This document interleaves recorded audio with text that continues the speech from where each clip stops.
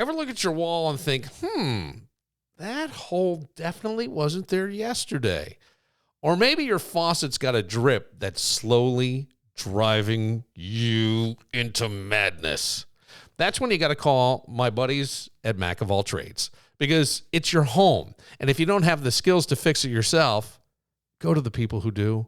And trust me, there's nobody better than Mac of All Trades. They do everything. Leaky faucet, they got it. Drafty windows and doors, done. Electrical, plumbing, carpentry, sure. Full kitchen or bath remodel, oh yeah, they'll do that too. From patching the hole that someone made by definitely not slamming the door to transforming your entire space. Mac of All Trades gets it done quickly and the right way. Stop putting up with cold drafts and half-finished to-do lists. Give them a call at 585-202-9218 or find them online at macofalltrades.net. Get started on that to-do list today. Mac of All Trades. No job too small. When your old career gives you lemons, throw in some ice, mix in some vodka, and call it a podcast. From the Mac of All Trades studio in Fairport and driven by Victor Chrysler Dodge Jeep Ram, it's Billified, the Bill Moran Podcast.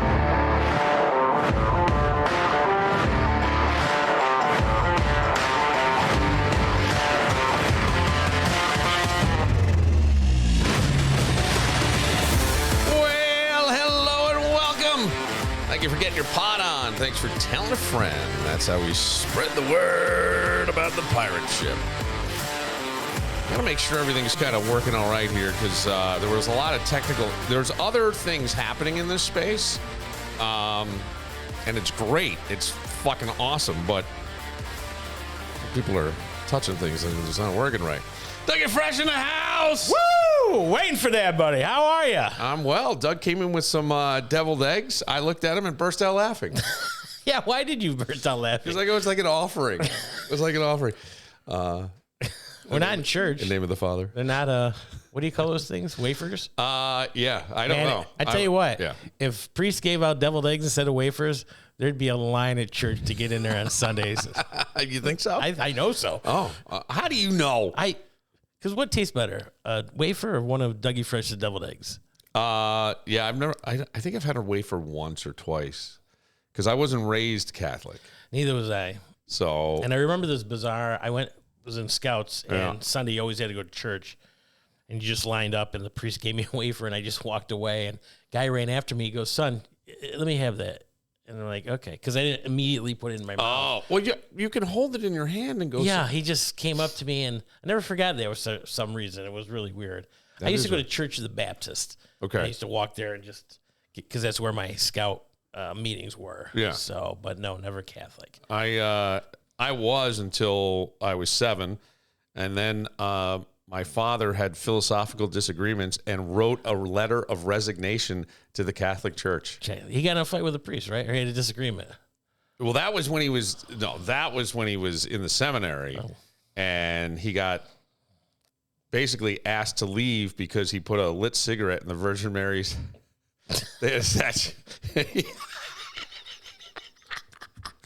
Now I know where you get it from. I'm not kidding. He would, like, whenever he'd get a little buzz on, he'd brag about it to me. And then I guess they had like a parents' weekend, and he brought some girl named Peaches who had a really short skirt and long and big go-go boots on. And they just said, "We don't think this is for you." Why? People want to find God.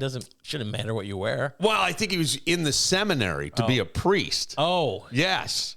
So, he was studying to be a priest? Yeah, I believe so. And so he learned to write, but then he was working in a bank. This is how I ended up. This gives you the connection to why I'm where I am. He was working in a bank, and my dad was a really brilliant man, like brilliant, maybe almost nutty brilliant. And one of the priests came to him and said, "If you don't leave Brooklyn now, you're never going to leave." And my dad had applied to a bunch of colleges, but it was late August or middle of August. Mm-hmm. And so everybody accepted him for a January admission.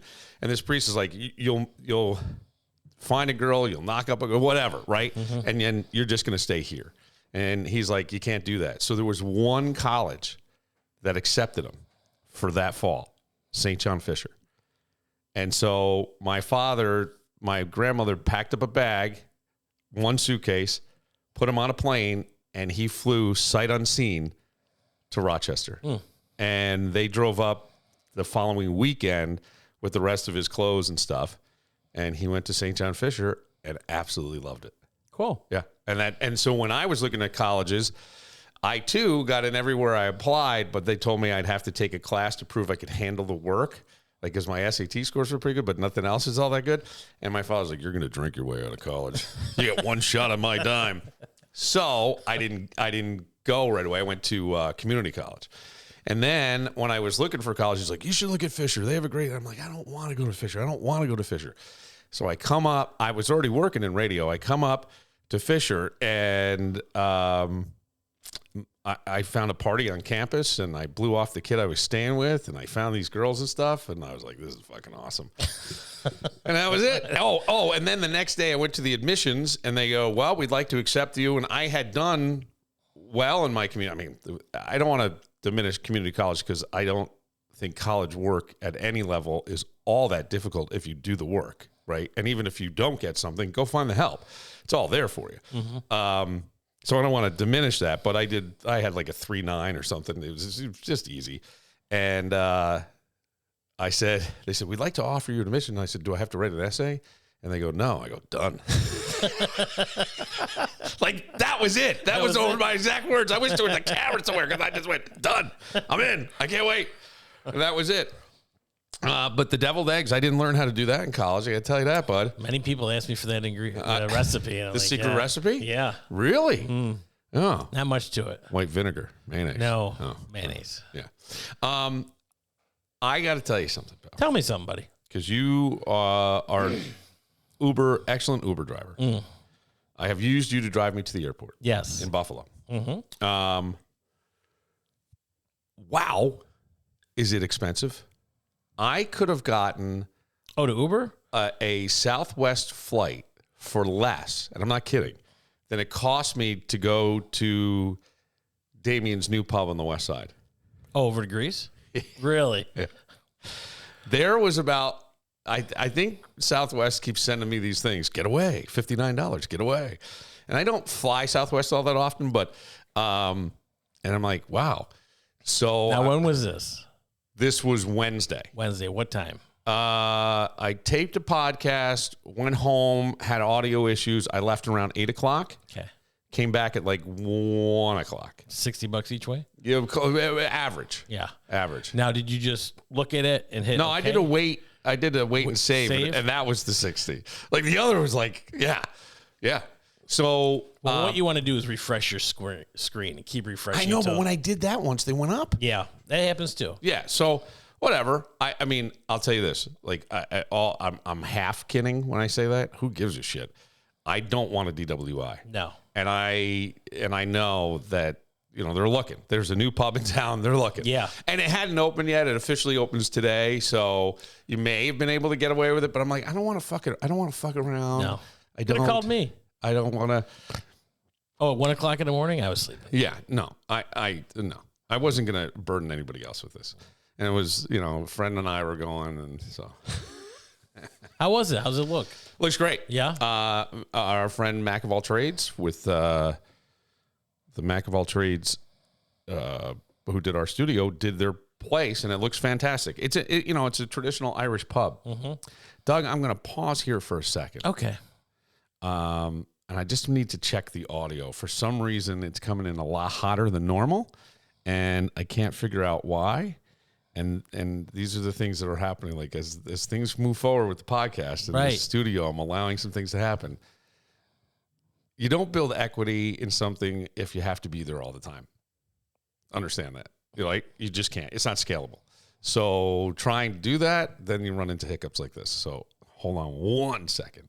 I'm here for you, buddy. Connors and Ferris handles workers' comp, Social Security disability, and personal injury cases. Listen, I get it. Workers' comp claims can be a real pain. But Connors and Ferris are here to fight for you and get you the compensation you deserve.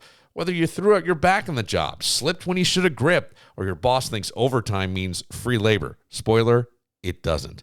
They've got your back at Connors & Ferris. With offices in New York City, Syracuse, Rochester, and Buffalo, they're the go-to team for getting the compensation you deserve. No gimmicks, no nonsense, just real results. Call Connors & Ferris, 262-COMP. That's 262-COMP for Connors & Ferris. All right, all is well. My bad. Sorry. Just wanted to double-check that stuff and make sure things were good. You got it, buddy. But life is good for Dougie Fresh? Oh, yeah. Okay. Working hard, driving hard. Yeah. New year and trying to get some resolutions in. And Resolutions in? yeah, I'm one of those guys that makes resolutions at the beginning of the year. All right. You know, try to start the year off on the right foot. Do you tell people your resolutions No. or do you keep them to yourself? Keep them to myself. Love you for that. Yeah. And I'm not kidding because sometimes you tell me I'm going to lose weight this year. I go, oh, you tried that last year, you fat Right, fuck. exactly. You're such a fucking... Yeah. Right? And it's everybody says these things and it kind of gets in your head. I really think it affects your thinking. I don't think you should jinx it. And okay. You should let somebody, like losing weight, lose the weight and have somebody else toot your horn instead of tooting it yourself. Right? Yeah. You know, I'm going to lose weight. And then 5 months go by, you don't lose Right. weight. But if you do lose weight and in 5 months, somebody says, Doug, you lose weight? Feels a lot better. Where Sometimes you can see it. Yep. And sometimes things are better done in silence. Yeah. I always go forth and tell no one, right? Don't say anything, whatever idea you have about doing things. Like I haven't talked about a lot of things with the podcast because I just don't need people to be like, oh, yeah, okay. And I'm like, no, not Right. doing it. Not doing it. I in jinxing things, I think I believe in that for some reason. Just Because you're a superstitious West yeah, I am Side. a little superstitious. Yeah. Yeah? What other weird things have you Don't look in a mirror before a wrestling match. Okay. That was an old one. yeah. Yeah. When you were wrestling Yeah. all the way through, you did that for what, 8 years? Oh, a little more. I'm thinking high school, 3, college. 4, and then Yeah. a bunch of years in wrestling tournaments. Oh, even afterwards. Old timer tournaments. Oh, or wow. masters tournaments, as they say. Yeah. Under 40, over 50. Did you do it? Yeah. How did you win? Yeah. No. 11 years ago was my last Wow. one. Yeah. That's So I was 44. wow. Yeah. Holy. I only had 2 matches. I mean, at that time the numbers aren't as large, and it's mostly parents and actually grandparents, guys that are wrestling with their sons and grandsons, so Yeah. they're a little more in shape. And one time I was at 170, 175, and I was right in between the 165-pound weight class and heavyweights. So I had to wrestle the heavyweights. Damn. Yeah, but I still came in third. Okay. Just with leg trips and then just ride them out, or, you know, hopefully they get a little more winded than I do. And those things, it's more over 50, couple takedowns, and that's it. The periods are one with a 30-second break, 1, 30-second break. When you're out of college and you're, 25, 26, guys are still in shape. So there's some names around that still just want to wrestle because they love it. So Yeah. sometimes you'll get some good matchups that Rubbing you up didn't against see. a man in a singlet. Yeah, Nothing absolutely. like it. Well, not in Nothing those. like- You shorts and a t-shirt. Is it just shorts and t-shirt? Yeah. Oh, so it's like backyard. Yeah, that's like backyard. Yeah. Here I comes did- Bob representing Bud Light. Here's Doug from Windjammers with his Windjammers t-shirt on. the Jenny Light gentleman. Yeah, the Jenny Like gentleman. That's even better. That's even better. No fear of like getting hurt at that That's age. the other guy's. Yeah. That's the other guy's worry. Okay. I mean, fair enough. If you think you're gonna get hurt, You don't do it. Don't do it. Because you will. It's already in your head. It's already in You your don't wanna- head. You don't want to be careful. That's so. okay. Let's just no hard takedown. No, Yeah. you're out there though. Yeah. It's funny because it's just amazing when I look at things how fear controls so many of our decisions and things. And I don't think fear is necessarily a bad thing. It's almost like a survival instinct at times.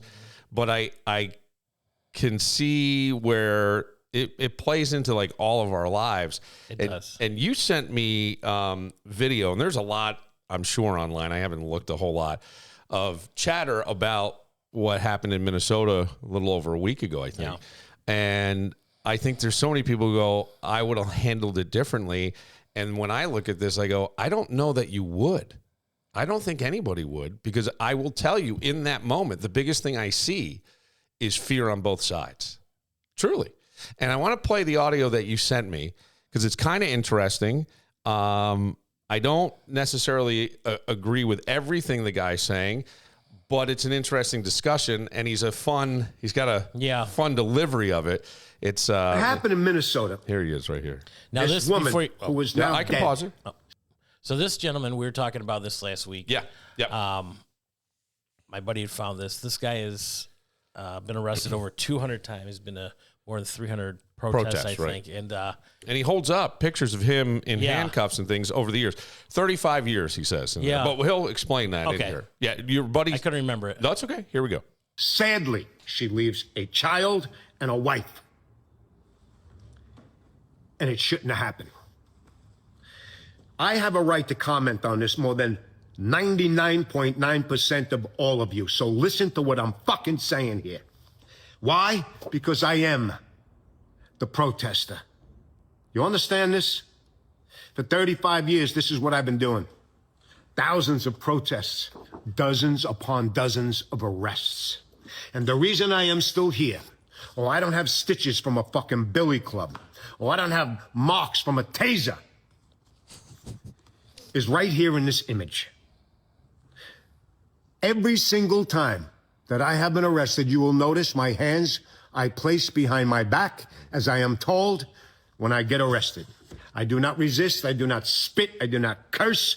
I do not struggle. I do not fight or be aggressive towards the authorities who are there to arrest me, because when we protest, we step over a line that is there, and that line happens to be called the fucking law.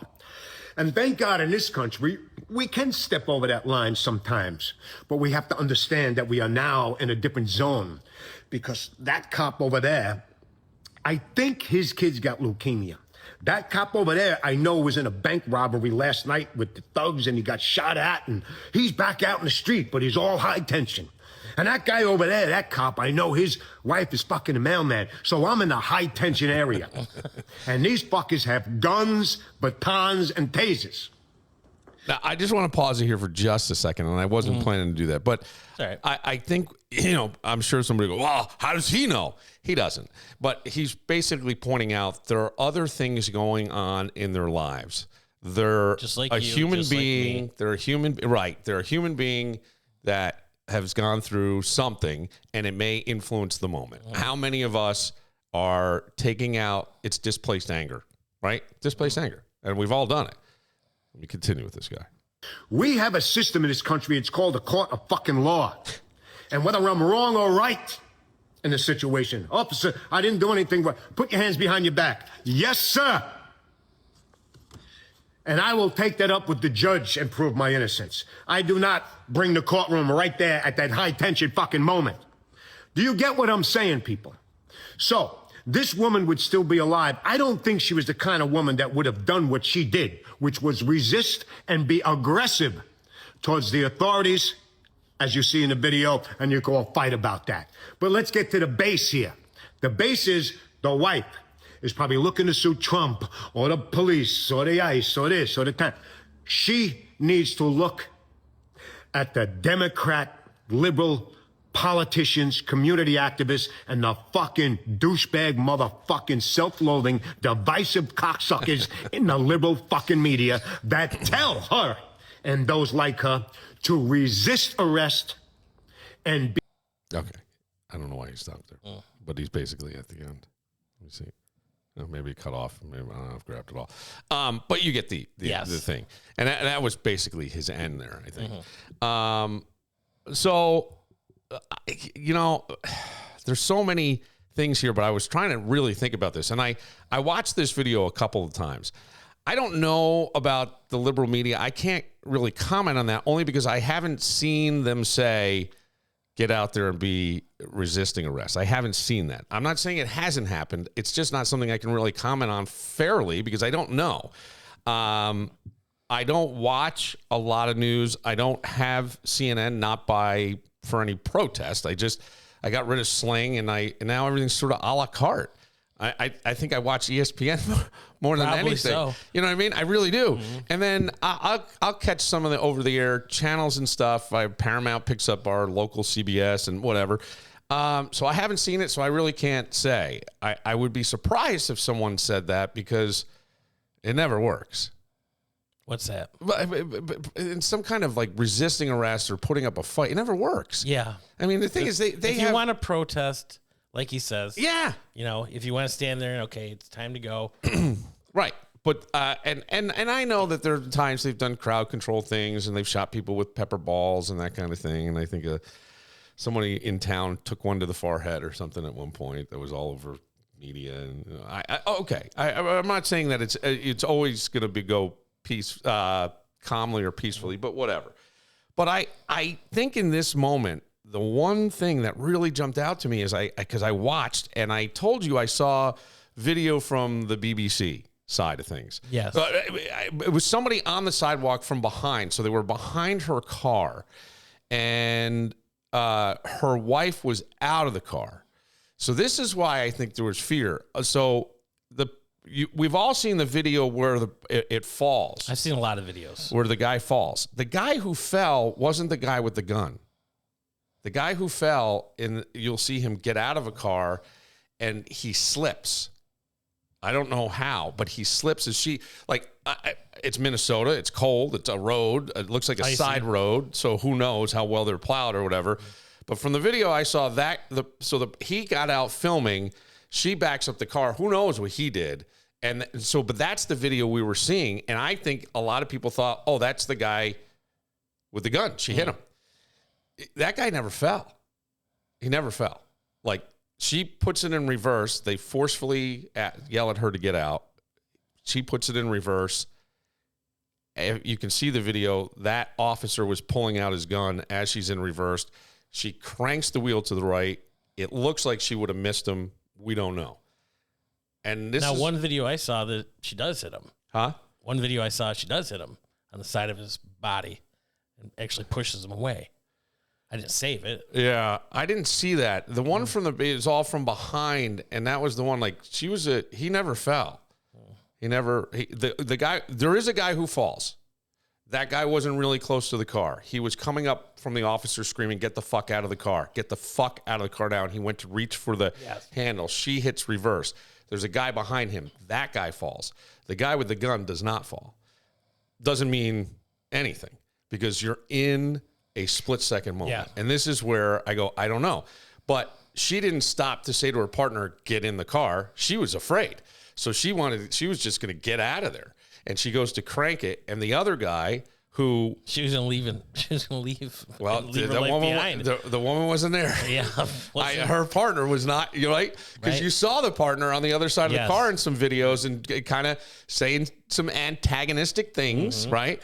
But she doesn't stop to say, get in the car. That's why I'm going, it has to be fear-based at this moment. I'm fucking scared of my mind. I'm going to get the fuck out of here. I don't want these guys putting their hands on me. That's when the other guy reaches for his gun. He pulls it out. He had been hit by someone in that situation in the past, according to reports, okay? 6 months ago, I believe he was hit and dragged. Yeah, okay. So that's not happening again.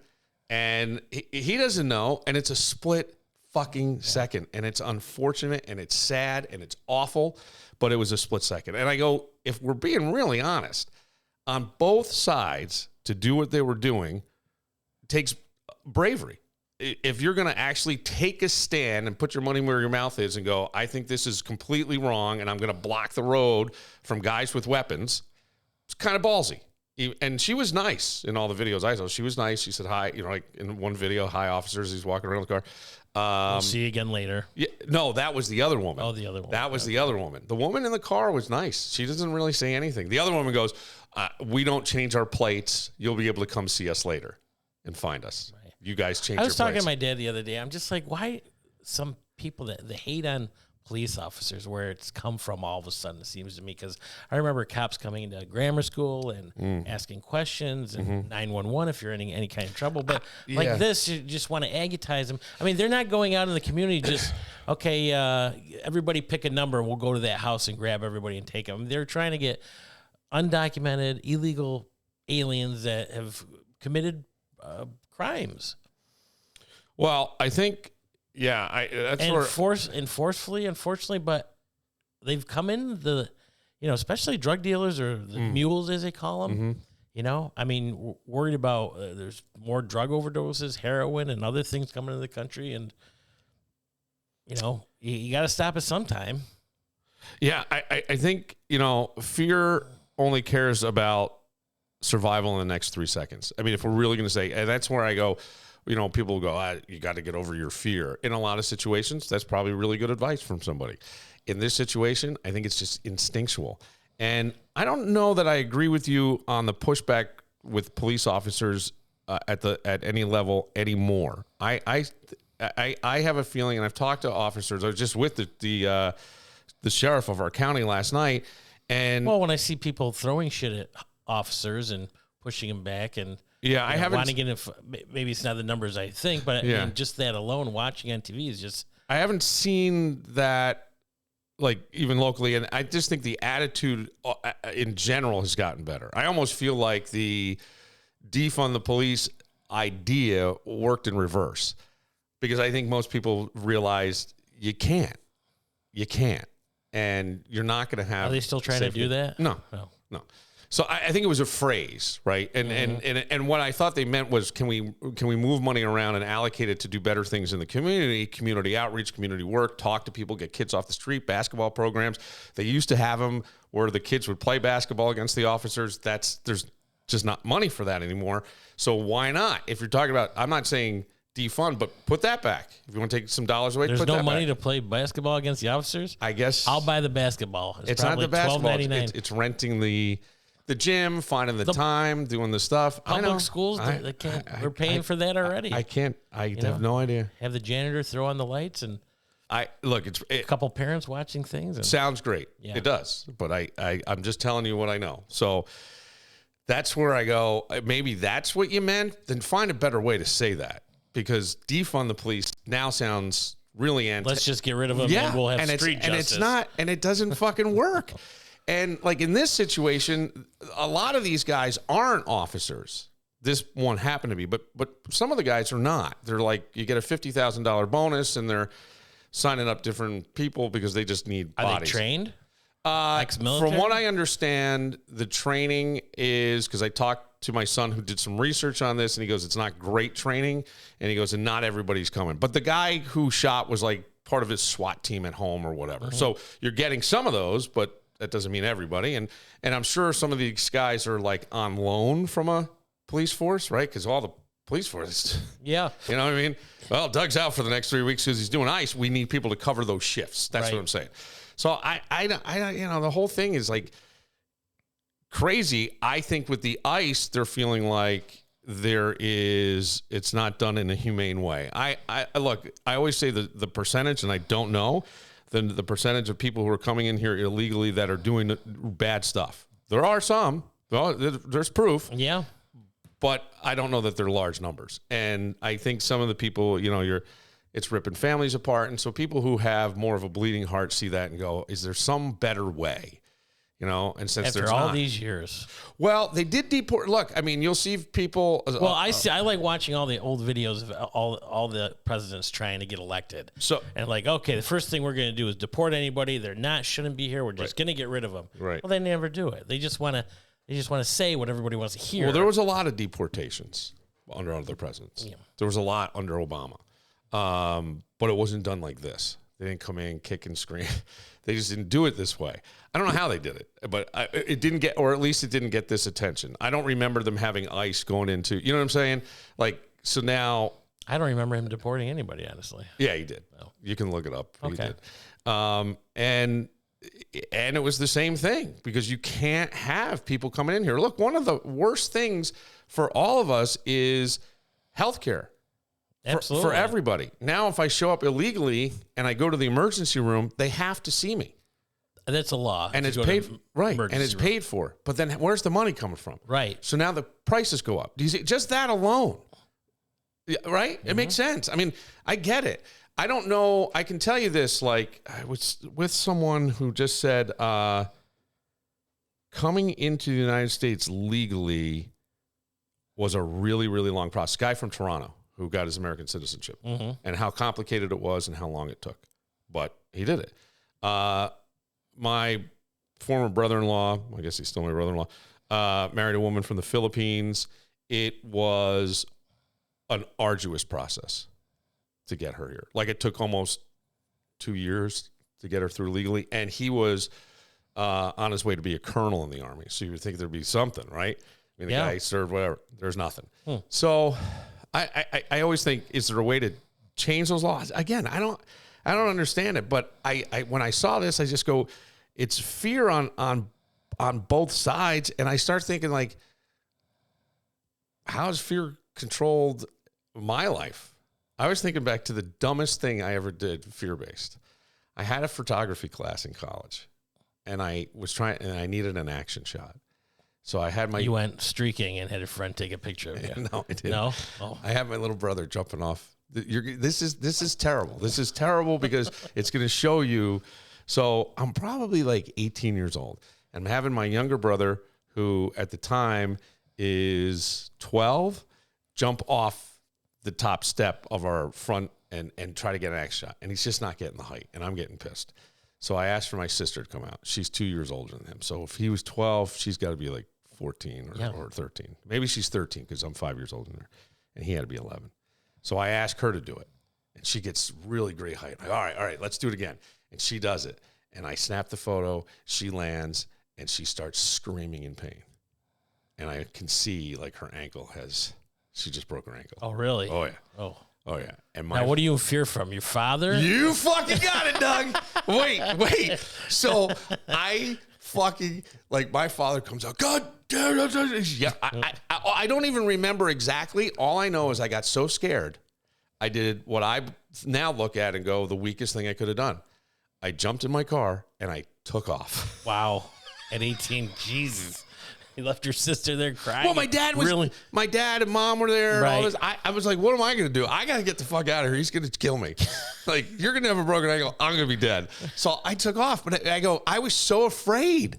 Like, in that moment, I was fucking afraid. I hear you. And it's just, fear is powerful. Right. And so you just do something, right? I think I'm going to die here because someone's coming at me with a car. Did you call home before you went home, or you just went home like 5 hours later? I don't remember. My parents had, because I grew up in, my brother always refers to it as Appalachia, which I'm not exactly sure that that's inaccurate.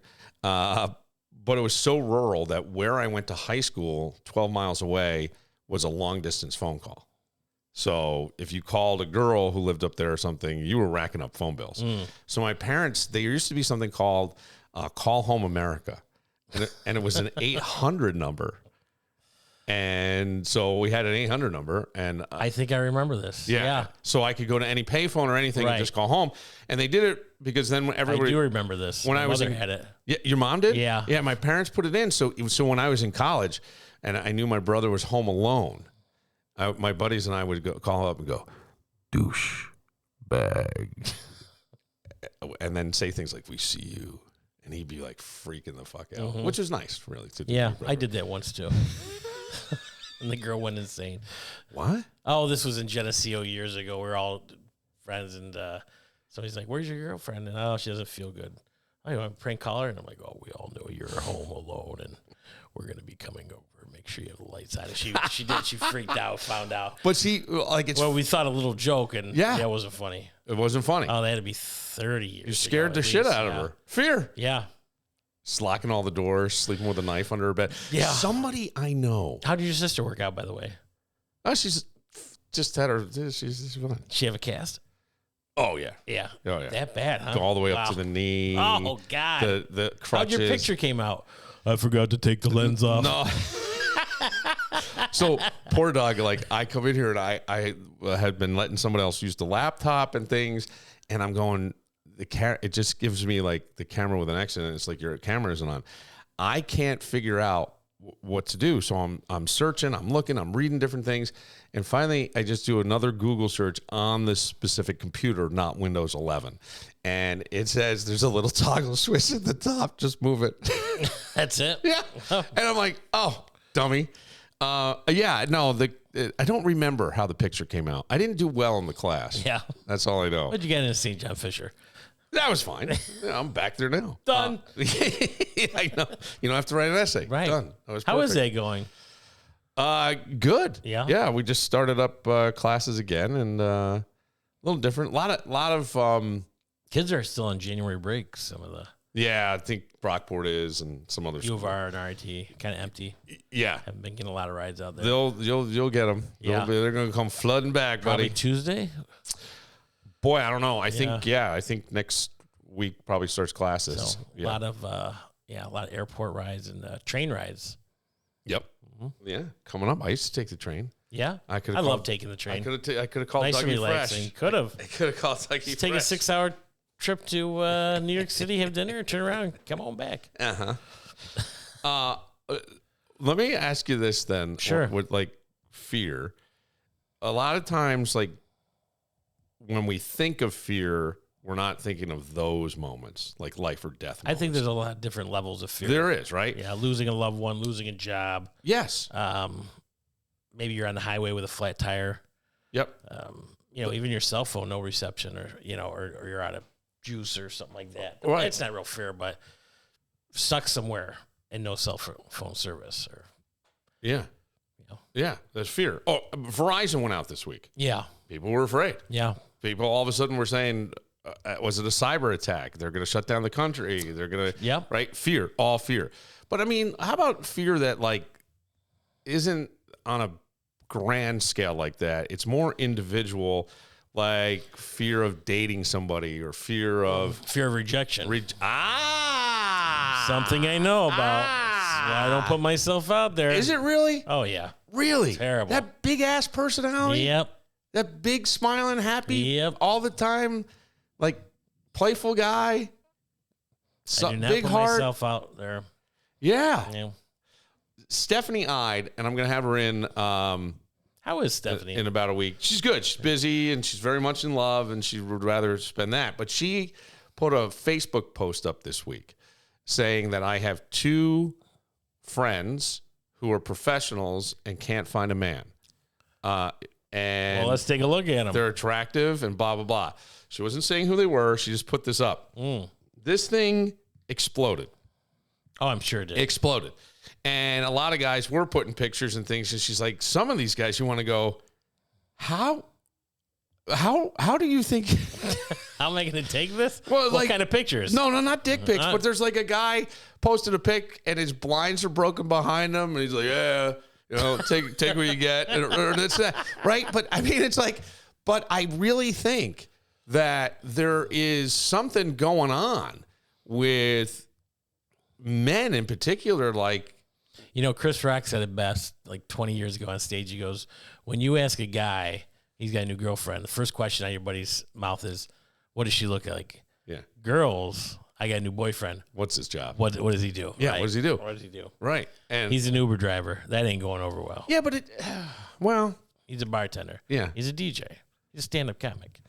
Raised money for breast cancer. He does a podcast with Bill Moran. Oh, fuck him. What a loser.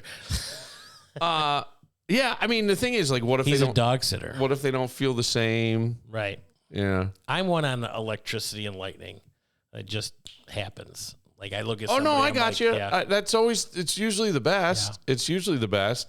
I hear you. It's a weird thing, but it was weird to me because I go, how many guys are just fucking lonely out there because they won't put themselves out there? Probably just as many as women. Or You think? Or I think we're getting to a certain age. I mean, 50s, 55. Obviously women aren't looking for sex, and guys kind of slow down too. yeah, But you want to have somebody that you're compatible with, enjoy talking to. sure. I mean, sex isn't going to happen like it was in your 20s and 30s. It might. It might, probably not. Okay. Okay, All unless right, you're a why don't stud you like shit you. on everybody's dream over I'm here? not. I mean, What are you come on. just going to have sex all day long? Maybe. Yeah. No, you're right, and you're probably looking for more compatibility, interest level, that sort of Somebody thing. you don't want to kill when they open their mouth. And I think yeah, and I think you also would explain when it's sex why so many guys we see the mismatch. The guy who gets back in shape after the divorce and starts dating 20 years younger. Well, she's got all the things that he wants. to She has have. the sex drive. She has all that. He does sort of, or has pills for it, and it's fine until it just becomes a pain in the ass. You know who I sometimes feel bad for when I look at him? Who? And I know this isn't going to go over well at all. I look at Alec Baldwin sometimes and I go, God, poor fucking son of a bitch. What did you do? Like, why did you do this? He's got 1 million little kids. He's 60-something years old. His wife, while very attractive. And 30. I don't fucking know. I just go, no. I don't. He's got nannies. He doesn't have to. I know. He doesn't have to wash a dish. They do family. You're right. I don't. How do I know? I have no idea what the truth is. But I think he tries to be around the kids. I think as you get older, you start to realize this and stuff how that goes forever. over for other parts of your family when you're dating somebody younger than your daughters. You hear that in some. Now I used to watch E! Entertainment a little bit on some of the tabloid stuff, and then just got bored with it so many years ago. But every now and then you get the clips on your phone, your reels, your TikTok, stuff like that, and you hear or see things like this happen. Same with Demi Moore and Ashton Kutcher. You know, she was older, he was younger. Then he wanted a threesome. She agreed because she thought it would strengthen the relationship. All right. Did you ever watch porn? It doesn't really strengthen anything, and nobody's lasting 45 minutes. Let me tell you about that. We're going to try this and this and this and this. Wait, when you're younger, is it editing? Huh? Is it editing? It is all editing. Oh, okay. Yeah, it's AI. No, I'm saying in the threesomes and things. I mean, I think you're right?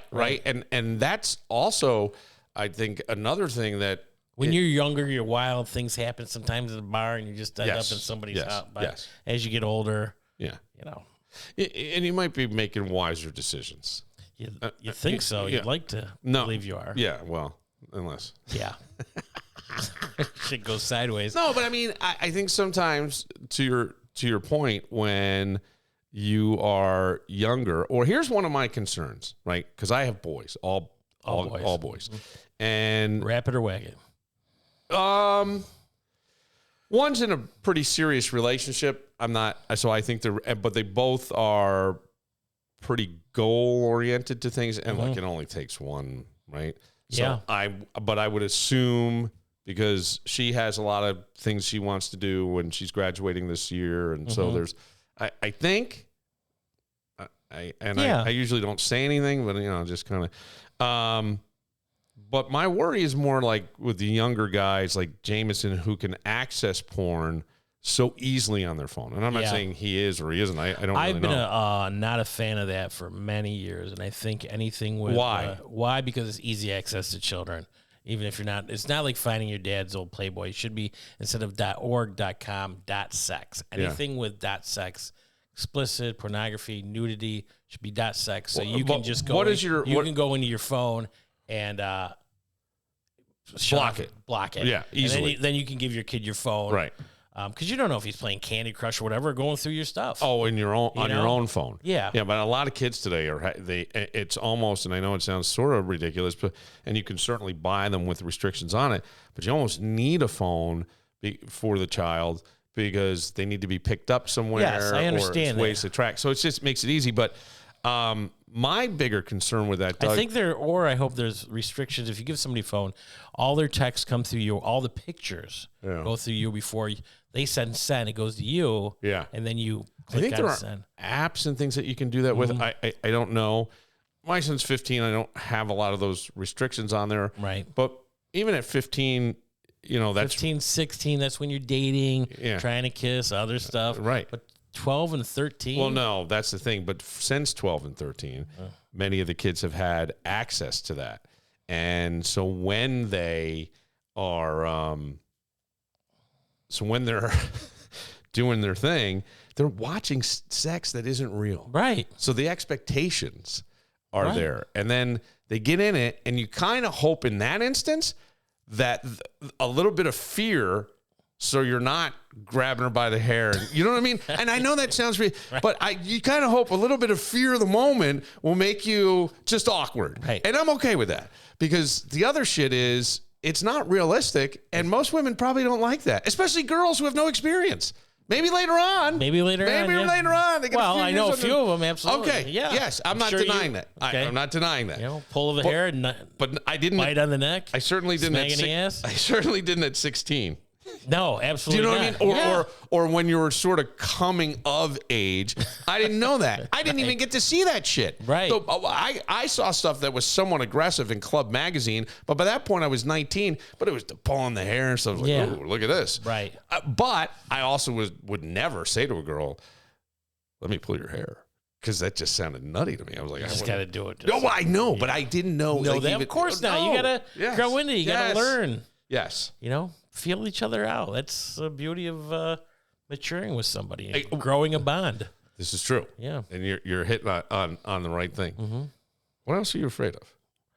Well, heights, but I'm not going to get over that. No, but I mean, like, how about things in life? Like you said, Dying alone? Fear of rejection. Is that really a fear of yours? Well, I don't think I'll die alone. I'm sure I'll find somebody older and richer and just retire in the next 5 years. That's my plan anyways. Doug, what's your 5-year plan? I'm going to make $1 million selling deviled eggs. My 5-year plan? Gosh, I'm just, I printed out this month, January, 31 days, and just wrote everything down that I want to do and bills and catch up here, and then take these 2 weeks in bank, and then next month I got a wedding to go to, so I want to get ahead on that, and then work on comedy and a few other things. Yeah, yeah. Sammy Hagar's coming to Ohio, and I went and saw him a few years ago in a great venue called in Cayuga, Blossom Event Center. So I'd like to plan to go to that, drive down. I mean, little goals. Get a new set of golf clubs. Let me go back to like the comedy thing with you. Yeah. I think it's been almost a, maybe I'm going to say this wrong, but a love-hate for you. In that you love doing it, it's hating trying to find the opportunities to do it because it feels like... I don't think I hate that. It's just sad that there aren't more. Yeah. Gotcha. And how do you think your life would be different if you were able to just push through that? Push yourself to get... To where I'm getting the phone call? Well, yeah. Yeah. Like you, that would be great. When and where and how much? Yeah. What's your budget? Now I'll be there to do that every weekend. Yeah. It would be a changer. I'm still trying to get enough material to send to a cruise line and see that avenue. And then maybe, I don't know how to go to New York City. I mean, you call, you audition, you send your reel, which is your tape, your MP3. I don't even know if they do that. I don't know the answer to that. Yeah. I thought there were times you could just I wanted to make sure up. I had 45 minutes before I did anything. Yeah. Because going to New York City and trying to get 15 minutes anywhere, what's that going to do? Yeah, come back next week. So another plane ride, and if you're not getting paid, what are they going to give you, $50 for being on stage? I have no idea. No. Again, if I get ahead on bills, yeah, and I can take a week off, yeah, or even 4 days, and then go down there, stay with a friend, and then go to the comedy club, see what it's all about. Dip my, feet in the water. So many years ago in the early 2000s, I had a conversation with a guy who I think is extremely funny. His name is Jim Norton. Maybe you've heard of Jim. Is he bald? Yeah. I think I just saw something about him. Yeah. So Jim is I just think is a great comic. He wound up on the Opie and Anthony radio show. And they met him through Andrew Dice Clay. I think he was the opener for Dice, and they just loved him, and so he started being part of their show, and he was great. And really did add a lot, I thought. Extremely funny, just quick, and kind of a fucked up human being. I remember going to Montreal, and they had these things called the confession show. So comics would get up there, and they would confess something. And he confessed to, just being having such an insatiable sexual appetite that he would do hookers and things a lot. And he wound up behind a dumpster with what he thought was a woman. It turns out to be a transvestite, and he didn't care. He fucked it anyway.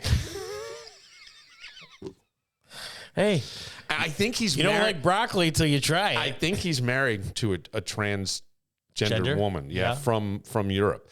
And Jim is a pretty conservative guy in a lot of his, at least it seems that way. Mm-hmm. But I remember talking to him, and he was saying they would go club to club to just work on material on a Wednesday, Thursday night, and you would get $15. And he goes, by the end of the night, maybe you made 75 because you hit a bunch of different clubs, but it was to work out material for whatever. Mm-hmm. Now, this is a guy who's done arenas and specials now and all kinds of things, but it's I go, sometimes what would happen if you just did it anyway? That was my thinking with the podcast. What happens if I just do it anyway? You know, I mean, there was a lot of behind the scenes stuff, right? You know, there were lawyers involved and all kinds of things and discussions. And then I let fear kind of dictate that I go, oh, I don't want to go this path. I don't want to go this path. So I go this path, and I don't know how this is going to work or not. And it's been an evolution and a learning process for me for damn sure. But sometimes I just go, you just got to fucking jump. You just got to fucking jump. And I don't know. I look at you, I go, I said to you, and I don't mean to bring this up again because I don't want to hit a sore spot with you, but I'm like, how do women not? Oh, I don't know. The personality. I don't the mean laughter, a lot of the fucking great mean guy. A lot of single women, and the women I do. Did you ever do a 50+ dating site? I don't think so. I joked about silver singles. And you go, you got to be fucking kidding me. And I had actually looked into it, and then I didn't because of fear. I'm like, because of fear of what? Because my dumb ass? Because of something I said? That's right. Yeah. No, fucking do it. I'm on a couple of them. And you know what is funny is I love the women that say, please laugh, know how to cook. I love the golf. No Trump.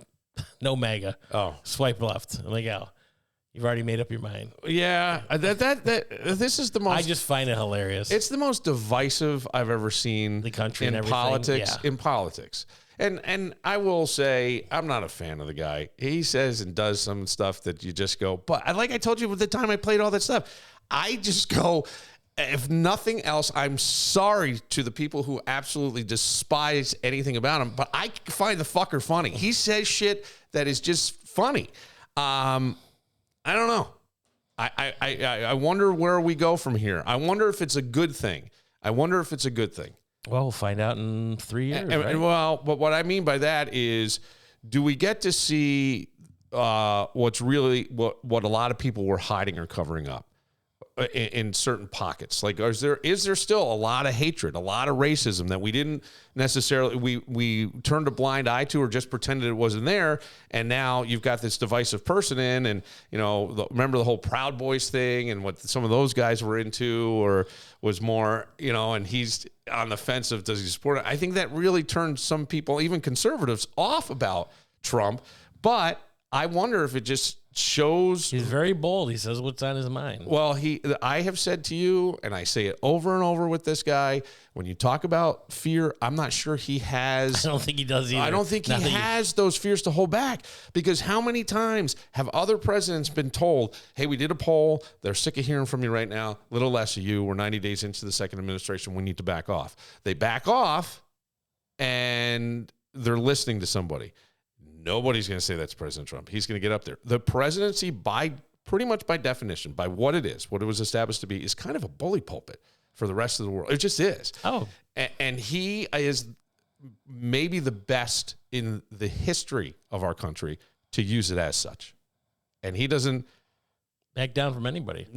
Or he answers the questions, or he doesn't answer. He calls people out on it. No, but he doesn't answer the question. And he calls you fat. You know what I mean? He's done that too. And so I don't know. But when he does that, that's when I laugh. I go, "This is outrageous." Hey, Miss Piggy, I'm not answering your question. It's like, oh my God, right? And even there's a tremendous fear with him. Oh, that's why you're seeing that. A tremendous fear of that stuff. I hate it over the fact that I think there are families that don't talk. Oh yeah, I know. Which I think is so sad, because at the core issue, like I always will say, there's not a whole lot at the national level that directly affects me today. I'm not saying it, but it doesn't. And gas prices. Yeah, but a lot of those too are state taxes. Yeah. Also go around town. Different parts of town, it's cheaper than others. And I don't even understand that. If you pay $35 for their card, then you get cheaper gas, but you're paying $35. Yeah, but I mean, what I'm saying is, let me give you an example of what I mean. And I think this is just simply business.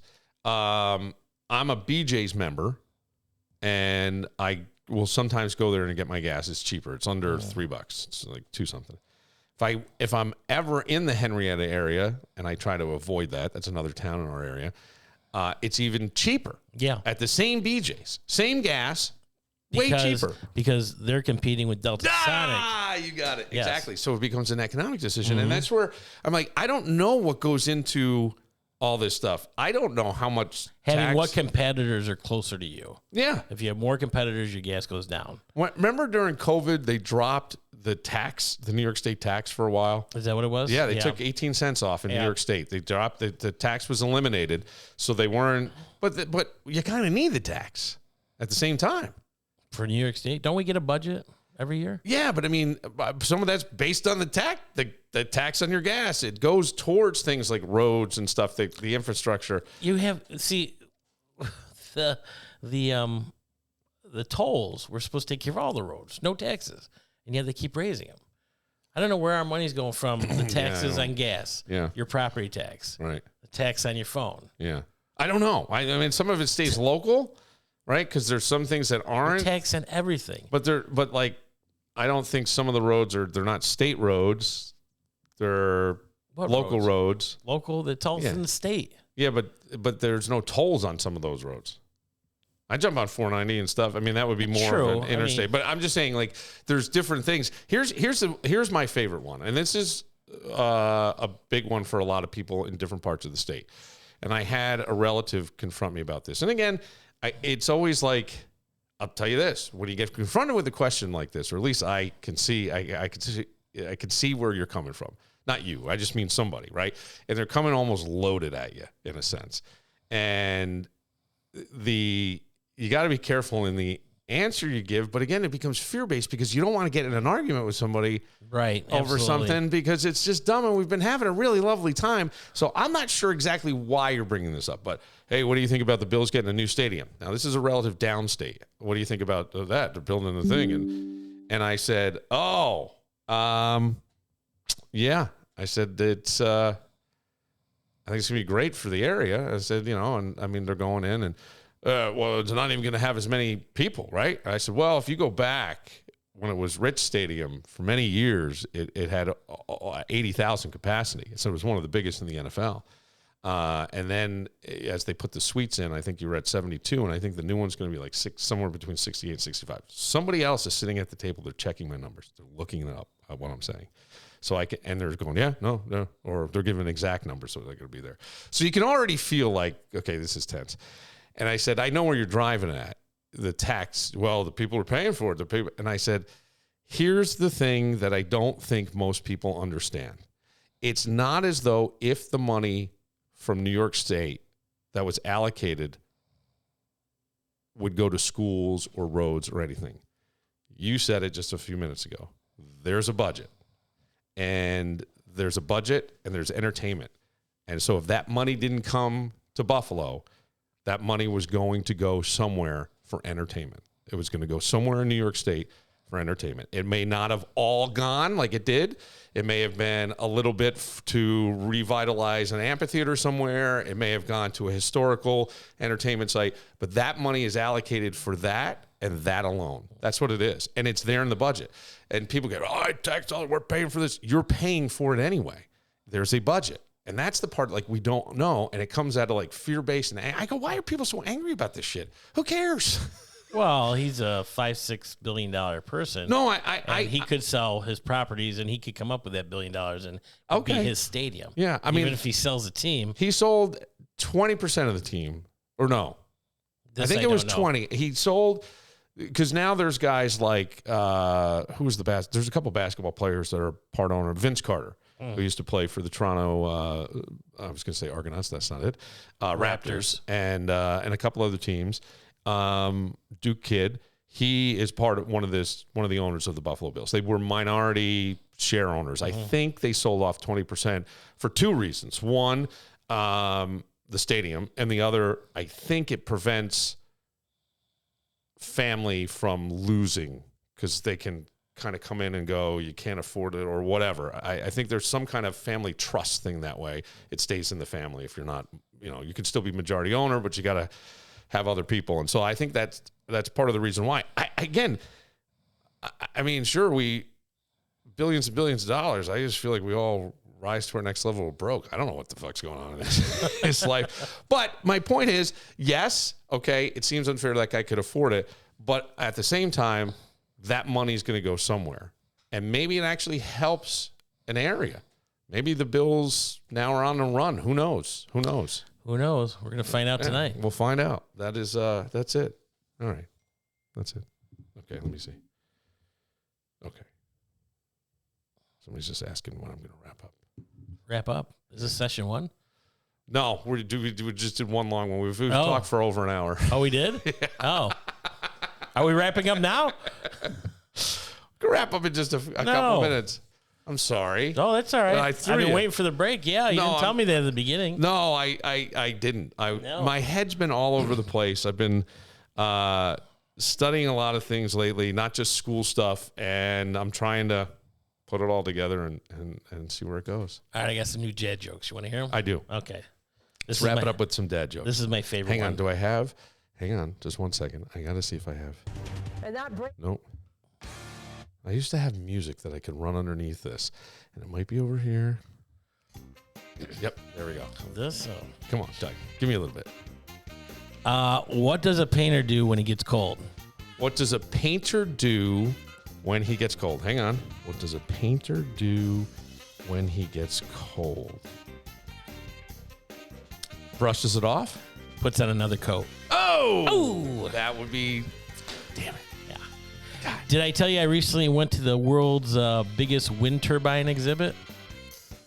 Say that again. The what? I was at the world's biggest wind turbine exhibit. Wind turbine. Yes, exhibit. Yes. You were blown away. I wasn't a big fan. Oh! I'm trying so hard here. I'm really trying. I want you to know this. I'm really listening. Since Christmas, I got to tell you, I got over my addiction to chocolate, marshmallows, and nuts. You got over your addiction to chocolate, marshmallows, and nuts. How? I'm just going to say it was a rocky road. All right. When does a dad joke become a dad joke? You know what? I don't know. That's a good question. When it becomes apparent. I like that. I bought a porn DVD at a garage sale, but when I put it in, all I could see it was a dark image of a fat guy holding his dick. Then I realized the TV wasn't on. Wouldn't it be great? Somewhere. I used to have neighbors, and I remember my dad would get so upset because back in the VHS days, somebody had like HBO or something, so they would tape a movie, and then somebody else would have it, and They would tape over with porn, or no. So so this one guy lent our neighbor, or the neighbor lent it to this friend of theirs, and they get it back, and he had spliced in porn scenes at different stuff. So really, the neighbor, I think, didn't tell my parents. And my dad and mom were watching a movie, and my father was so pissed because I think the kids were out, and all of a sudden it's like, and if you get you get that snow, right? Because you couldn't really edit well, right? But you just recorded a little bit. See, now I found it funny. Oh, that's hilarious! I think my dad didn't find it funny. No. Fear again? No, the kids see it. When I was living with my best friend and his wife, we had they had a birthday party, and there was kids between 3 and 12. And they wanted a family movie or something, and I won't say it was. They put in Hot Tub Time Machine. Yeah, and funny movie. And I enjoyed it. I'm like, Mike, did anybody watch this beforehand? No. And he's like, yeah, so and so was supposed to. And all of a sudden, they're in a hot tub with a girl with huge breasts, and I'm just like, what the? For the kids, you mean? Yeah, the kids were all watching. All of a sudden, the parents are covering their kids' eyes, and well, it's okay, you know. At one point, but I'm like, you couldn't fast forward this in 10 minutes to see if there's anything like this and pick a different movie. Well, the best used to be when you would go to the video store, and they always had that room off that had the beads coming down. The beads coming down. You know, where you're going in a different dimension. No, but you used to love to stand there and see if, like, who you knew someone was in there because you could hear some noise. And I used to be a kid, and we had a really small town, and there was this one that was like all shitty movies, but they had the porn section, and we used to wait to see who would come out. Sometimes it'd be one of our friends' older brothers. Sometimes it'd be somebody's dad. I think once we saw a teacher, and it was like So I remember my dad coming home because then the Blockbuster bought up a bunch, right? He comes home with a movie. I was really sick. And that's when I had seen Ferris Bueller's Day Off. My father goes, I don't know if this is going to be any good. It's the worst title of a movie ever. And I loved it, right? It was great. So then he comes home with another one, and he goes, oh, Flash Gordon. I don't know anything about Flash Gordon. Was it Flash Gordon? Yes, it was. Yes, it was. Don't ask me how I know that. Yes, it was. Flash, So savior of the universe. I remember I'm watching, and I think my dad was like there with me. He had moved the recliner for me into a different room, and I'm watching it. Stop it. Yeah. And I think he comes in. I think he put in. He was just starting to watch with me. And in the first scene, I can remember this. It's plain day. Oh yeah. They're up and they're flying a plane, and they get hit by some kind of ray.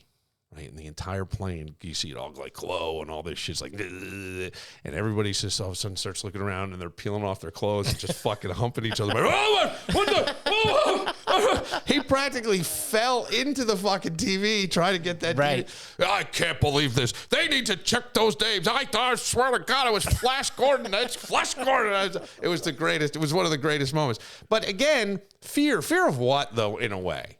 Well, I mean, you didn't have access that you have now, right? I say my fear is you have an unrealistic expectation of sex.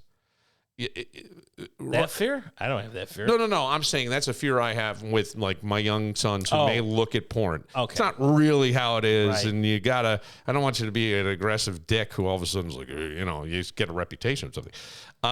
But at the same time, so you saw a titty pop out or whatever like that, but you worry because you worry about people.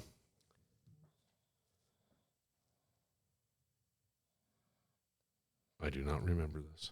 Remember what? A conversation I apparently had With the owner of an establishment. you were supposed to have a meeting today? No. No. Oh, Hey, pal, wanted to follow up on an old discussion about comedy downstairs. Call when you've got time. Downstairs comedy? It's a really nice establishment, this place. I will tell you off air because I don't want to do that. Sure. Here's the problem. What's that? I don't remember.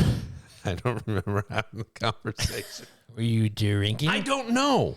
A lot of times I'm with this person. Yes. They once boxed me in on $4.90. I was married. So we were out and we're drinking. And at the time, this person who now owns his own establishment, successful, very nice place, was a rep for one of the beers.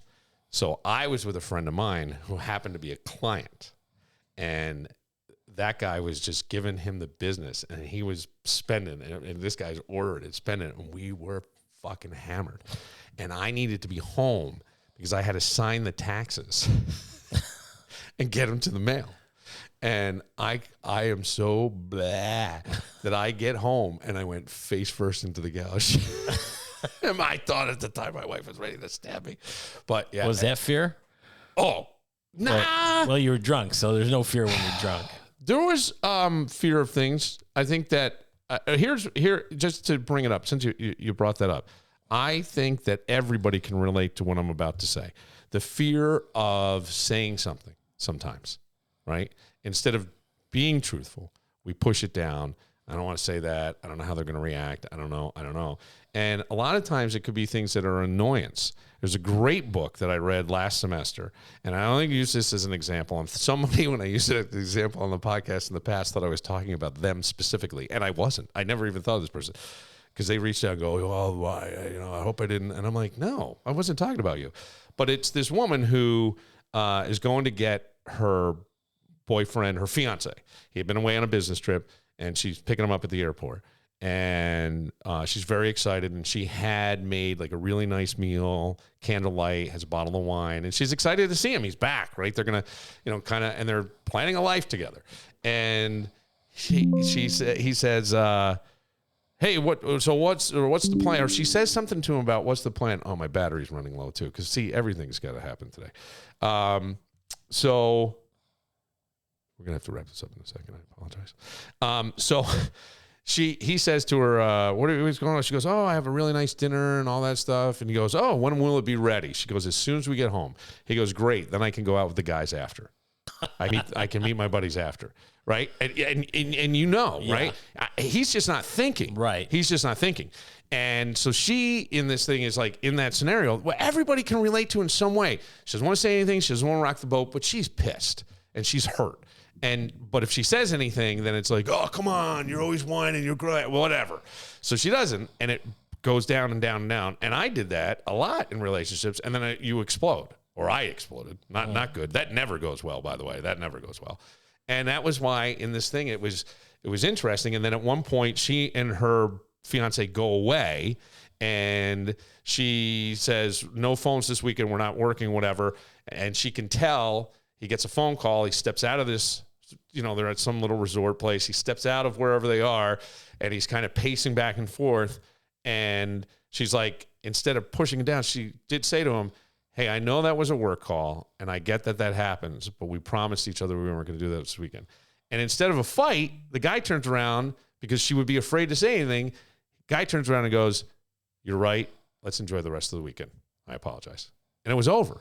Right? But for how many times do we go, I don't want to get into this, but God damn it. I don't have those problems.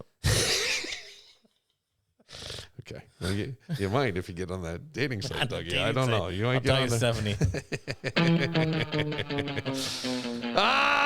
For Dougie Fresh. Woo! I know we didn't get any of the DJ stuff. I apologize. That's all right. I mean, it's your show. I will say this. Fear keeps us alive as a species. Are we? Is this airing live now? No. So, what are your predictions for this weekend football? I don't know. I'm going to say Bills, Niners, Win. Chicago, and I think Patriots get upset. Wow. I kind of hope you're right. I'm going to go with your picks. I hope you're right. I hope so, too. I'm a little nervous. That's why my head's all over the place. I'm going to watch this thing. I don't know. For Dougie Fresh. Yes, for Dougie Fresh. Woo! What I was going to say is, next time fear grabs the wheel of your life, don't floor it. Don't floor it. But maybe just take a big breath and realize it's just a moment. It's just a moment. For Dougie Fresh, for his deviled eggs, and for future comedy maybe somewhere. Who knows? We'll find out. I'm Bill Moran. We'll see you tomorrow. New year. Same nervous system doing parkour at 3 a.m. Yeah, well, we've all been there. If stress has set up permanent residence in your shoulders and anxiety RSVP'd yes again, maybe it's time to call in the big guns or the galactic grandmother. I want you to meet my friend Sheila Tillich, recovery metaphysician, energy healing wizard, and professional finder of the issues in your tissues. Sheila helps you release stored stress, emotional gunk, and energetic blocks you didn't even know you were carrying. I want you to think less white-knuckling life and more inner peace with snacks. Her compassionate, down-to-earth approach helps you reset, rebalance, and finally exhale without chanting in a cave, unless that's what you're into. No judgment. So why take another year of suffering when you could be feeling lighter, calmer, and actually okay? Unlock your best self, find your balance, and maybe stop arguing with your own nervous system. Learn more and book your session at SheilaTillich.com, because peace of mind is way cooler than burnout.